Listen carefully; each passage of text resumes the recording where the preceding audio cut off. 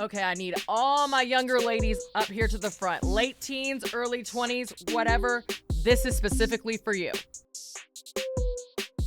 Oh, y'all are not gonna like this one. Today, I am your guardian angel, fairy godmother, whatever it is. Ladies, the men do not want you to hear what I'm about to say, but all the more reason for you to listen.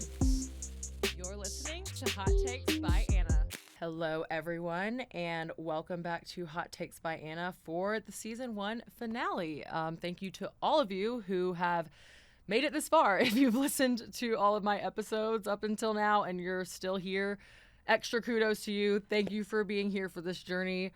It feels like it's gone by very quickly. I know 8 episodes is not very long for a podcast season, but still, even still, feels like it has flown by. But I appreciate everyone's support, and I'm very excited to get into this last episode. So I figured I'd do something a little bit different from previous episodes and talk about just 8 things in general about men that I wish I had known when I was younger as a woman.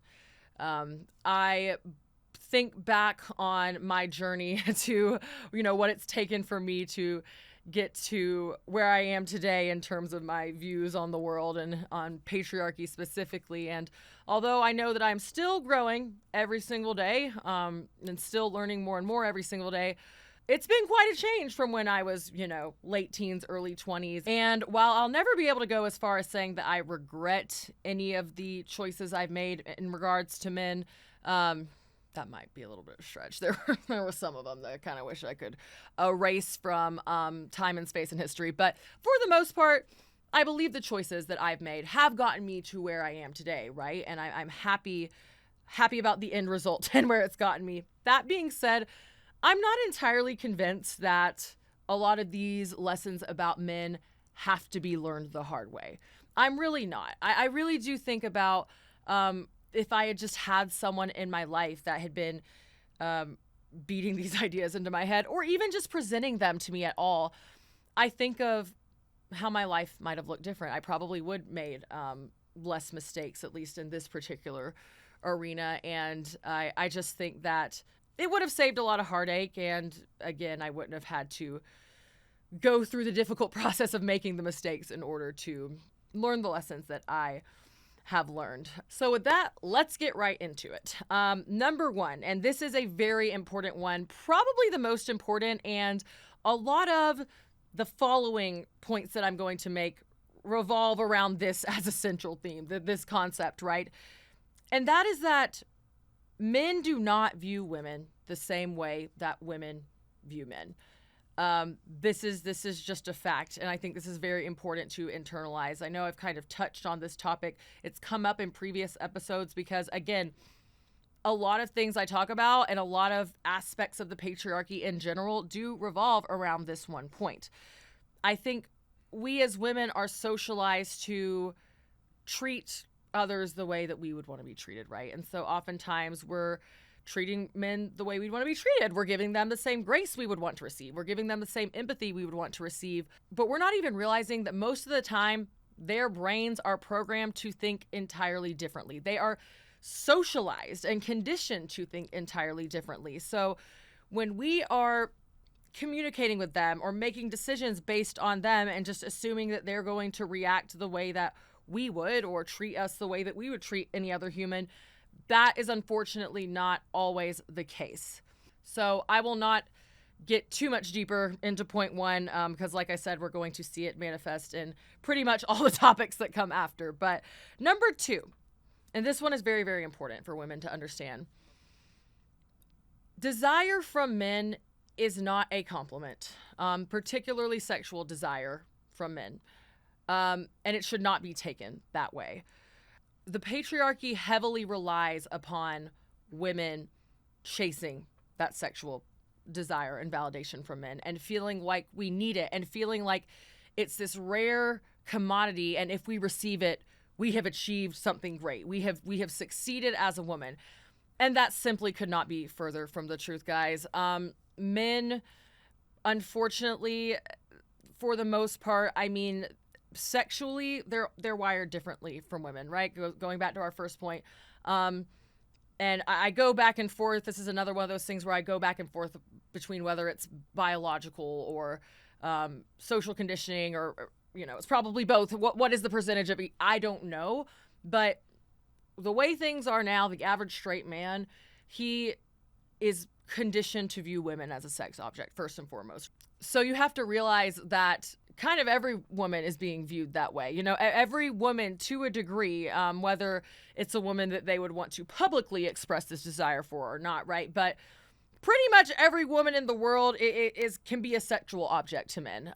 They've just, that's become normalized. It's how they behave. It's how their brains work. And you just need to realize that it is not a special thing to be sexually desired by a man, no matter how great you think that man is, no matter how special it makes you feel. And that kind of ties back to the romance episode, right? Like we feel special when we get this attention, but at the end of the day, that's just a feeling. If it's not accompanied by action, what good is it, right? And so I think of all of the decisions I made in life because I was just chasing sexual desire from a man, and looking back, it's just ridiculous because I'm like, I got a lot of sexual attention, and for what, right? So I think that that's very important to keep in mind as women, that we need to decenter this desire to be desired by men. Number 3, and this is also kind of along the same vein. A man saying you'd be a good wife and or a good mom is not a compliment either. Now, let me give this disclaimer, because I'm not saying that, you should never go and be a wife or a mom the same way. I'm not saying you should never go and have sex with a man, but I think this is one of those things that, along with sexual desire, women have also been conditioned to believe is like some big compliment or some reflection of us being special. If a man wants you to be his wife or wants you to be the mother of his children. But when you look at patriarchy, and this kind of ties into the episode on how motherhood is weaponized under the patriarchy, right? When a man is saying you'd be a good wife, you'd be a good mom, there's a really high chance that, again, because of how he's been socially conditioned, his brain is thinking, she would probably clean the house really well. She would listen to me. She would be able to serve me in these ways. She would not put up too much of a fight about listening to me and what I say to do around the house. She would be good at taking care of the children, and she would be able to take on more labor. This is what's really being meant by that. And so, while I'm not saying let's none of us be wives and moms, I'm saying that rather than taking this as a compliment and interpreting it as oh, wow, I'm special, yay, he picked me, I think this is something that maybe not should be automatically considered a red flag if a man says that, but further questioned for sure, right? I think there's a very big difference in, I would like you to be my wife and the mother of my kids, and I would like to be a husband and a father, right?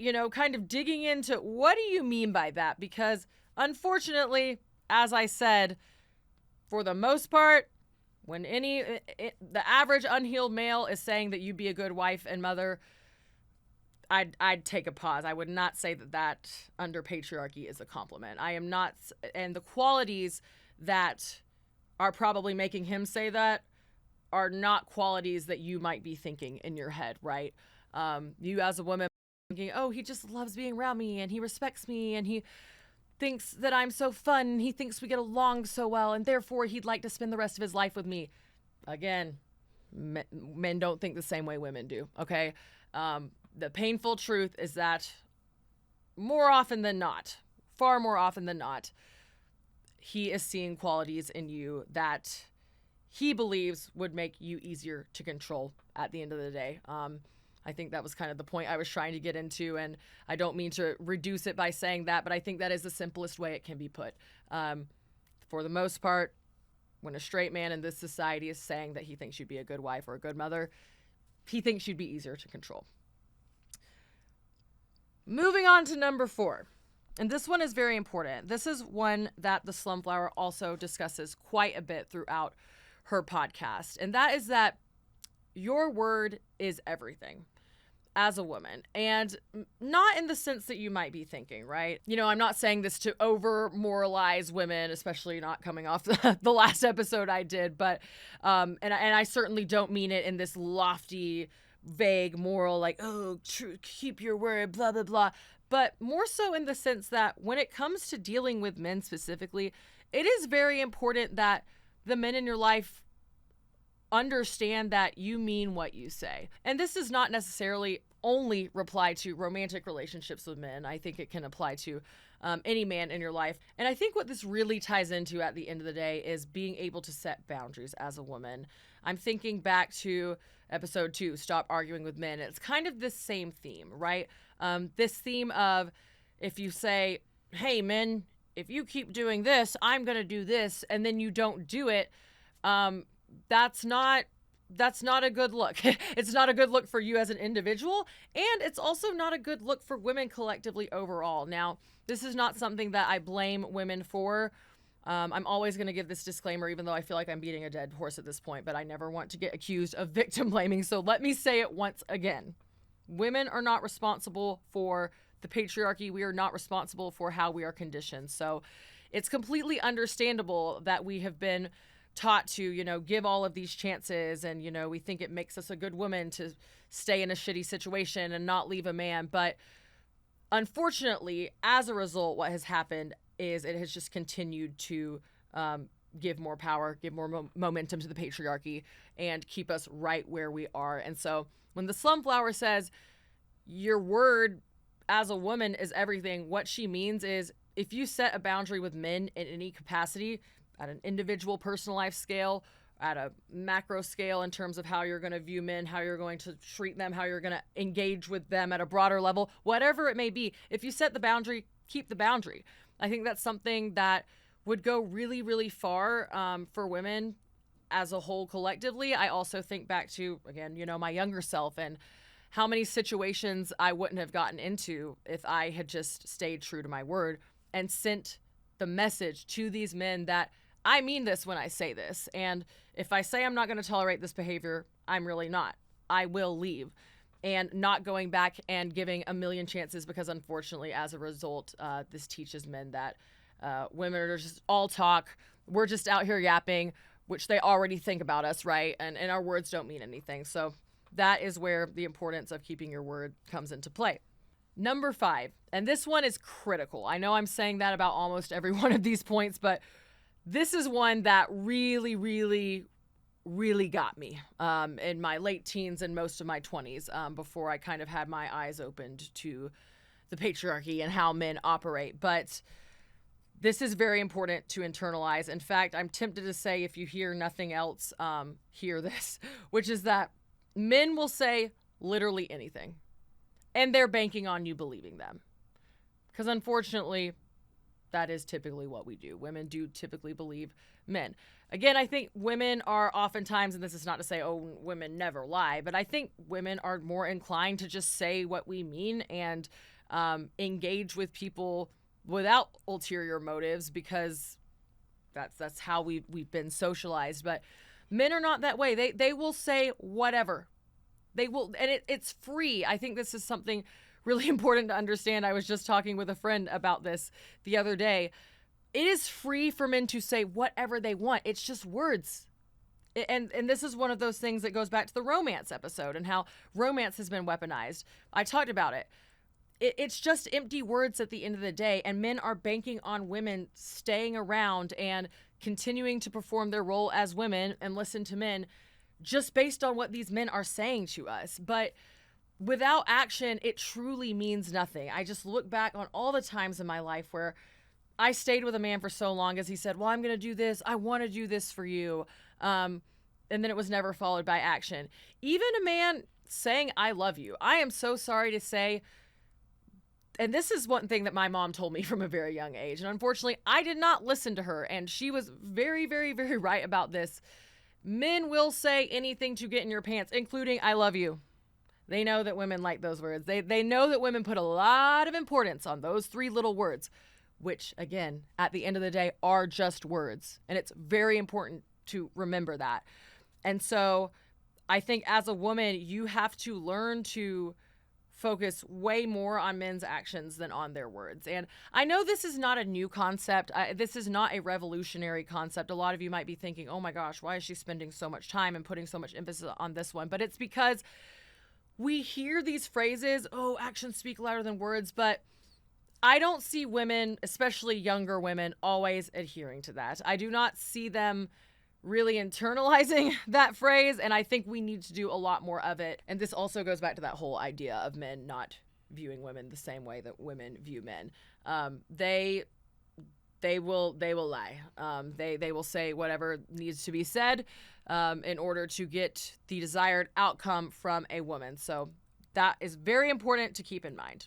Number 6, and this is one that I have only very recently fully understood and internalized, to be honest with you all, but it was a very life-changing realization for me. And this was one of the first messages I ever heard from the Slumflower, and really what resonated with me heavily and made me start listening to her podcast more and listening to her ideas on other things more, which is that as a woman, once you find your own passions and purpose, men do become a lot less interesting. And this is something that I've experienced, again, only very recently and only as of late, and started truly understanding after taking time to spend an extended amount of time single after being mostly in relationships throughout my entire 20s, is having this opportunity to discover my passions. And it really is true. When you're thinking about other things and you're centering yourself as a woman, it becomes easier to decenter men. I think that's another way that I could phrase this whole concept, which is that in order to decenter men, you have to learn to center yourself first. And I know that's easier said than done. And I know that for a lot of women, you know, a passion and this strong purpose is not going to fall out of the sky one day. But it is something that I encourage every woman, and again, especially younger women, to explore. I think it's always worth stepping back and saying, you know, what do I like? What do I enjoy? And just reminding yourself that despite the messaging that you as a woman have received since birth, you are a person too, and you are allowed to have your own life and your own interests. And I think this is a sentiment that's expressed quite often, and I used to think was kind of corny, but the whole, you know, center yourself and then everything will fall into place. Now, one thing that I do think is worth noting on this is that I used to interpret that as, oh, love yourself first and figure out yourself and then you'll attract a romantic partner. And I'm learning that, fortunately or unfortunately, depending on how you look at it, that is not always the case. In fact, it can oftentimes be the opposite. I've reached the point where me realizing what I like, what I'm passionate about, and just, you know, this whole idea of focusing on me and what I want to do with my life has actually resulted in my standards for men shooting up even higher than they already were. And it's honestly making it a little bit harder to date. But I don't think that's a bad thing at the end of the day. I think that every woman collectively raising her standards, there's no way that would be a bad thing for this world. I think that would play a huge role in overturning the patriarchy. So ultimately, that is one of the best pieces of advice that I could give to any woman at any age. It's never too late to decenter men, but yes, you do need to center yourself first. And I promise you, you will be surprised at how easy it will become to decenter men and just how you'll be naturally thinking about them so much less once you discover your purpose and your passion and start focusing on what you want to do with your life. Number 7. So preface to this one, I know I've lightly referenced this in a few previous episodes, but men are the way they are for a reason, right? And so as much as I roast men and shit on them for good reason, right? It's all true. But as much as I focus these critiques on men as a whole, I also acknowledge that men are this way for a reason, and that ultimately they are just as much of a victim of the patriarchy as women are. And this is true. This is facts. This is something that I think is really important to understand as a woman, although I think it's more important for men to understand it about themselves. That's a whole other topic. But I do want to say, as much as I believe that and as much as I think it's important to understand, as a woman who is still choosing to engage with men, under this system of patriarchy. Just because men are this way for a reason does not mean you are required to tolerate their behaviors. It does not mean that you are required to be their teacher. It does not mean that you're required to teach a man basic empathy. That's another important lesson that my mom taught me from a young age, and I always kind of ignored. But she caught on, I think, at a very early age that I was a very empathetic person. And empathy is a great thing, right? I mean, I'm not, I don't think it's bad that I'm an empathetic person. However, my mom did see how that was playing out in some romantic decisions that I was making as a teenager. And I think this is something that a lot of women also struggle with, right? Women do tend to be more empathetic. And I think this is one of those things that I'm like, oh, I don't think it's just nature or whatnot. I think it's because we've been forced to be, right? We've been socialized to consider everyone else's feelings and consider ourselves last. So I think that women do tend to be empathetic, whether that's natural or not, right? And I see it get a lot of women into bad situations. But I do remember my mom telling me, you know, just because it's not his fault that a man has these qualities, that does not mean that you're required to save him. Because that was something that I would always get hung up on. And I think women do get hung up on quite a bit, you know, but it's not their fault. It's not their fault. And this happened in his childhood, and this, and that. That does not mean you're obligated to stick around. If you want to, hey, more power to you. I've tried to save more men than I can count, and I cannot tell you any time that it went well for me. I don't know if I can point to any time that it's gone well for any woman I know or have ever heard about in my life. That being said, I can't control what you do. I would just highly recommend to protect yourself as a woman and to protect yourself from certain harmful behaviors that could come out. And again, these behaviors could stem from trauma. They could stem from, you know, just patriarchal conditioning that is not their fault, right? We get it. But a lot of times unhealed men can be dangerous. So I think at the end of the day, that's the message. Yes, men are this way for a reason that's not entirely their fault, but that does not mean that we as women are required to be their saviors and their caretakers and teach them how to have basic human empathy. And finally, number 8, and this is the message that I kind of want to send you all off with into the world as we all continue to dismantle the patriarchy. But just know this. If men are angry about how you're going about feminism, you are doing something right.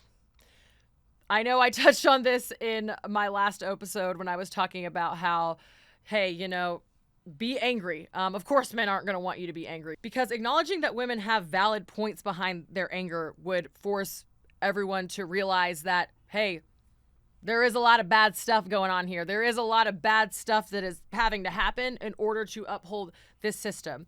And so that same concept applies here. You know, if a man is calling you a misandrist, it's like, okay, I mean, yeah, like if a man is trying to shame you for things you're saying, it's like, yeah, of course, like you live in this system that benefits you. Why would you want to dismantle it? And why would you want us to dismantle it? So, and this also applies to any other, you know, oppressor dynamic.